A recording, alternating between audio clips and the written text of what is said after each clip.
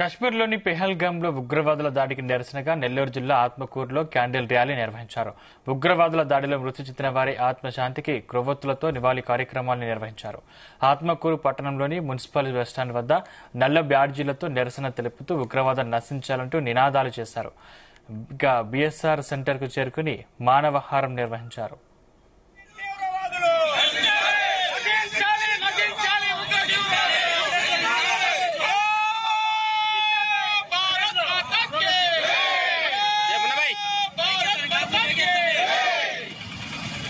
अमर रहे पहलगाम शरणार्थुలకు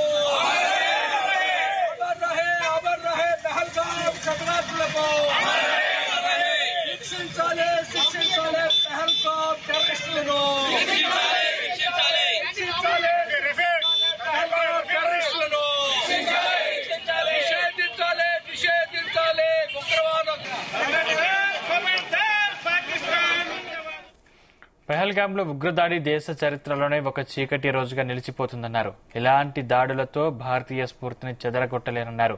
ఆనందంగా గడుపుతున్న పర్యాటకులపై విచక్షణ రహితంగా కాల్పులు జరిపి 28 మందిని పొట్టన పెట్టుకున్నారన్నారు. ఉగ్రవాదానికి కులమతాలతో పనిలేదన్నారు. కాశ్మీర్లో ప్రశాంతత నెలకొందని ప్రజలు భావిస్తున్న సమయంలో అనేక మంది అమాయక పౌరుల్ని కాల్చి చంపడం దారుణమన్నారు. కేంద్ర ప్రభుత్వం భద్రతా సౌకర్యాల్ని మరింత మెరుగుపరచడం ద్వారా రక్షణ వ్యవస్థను పటిష్టం చేయాలన్నారు.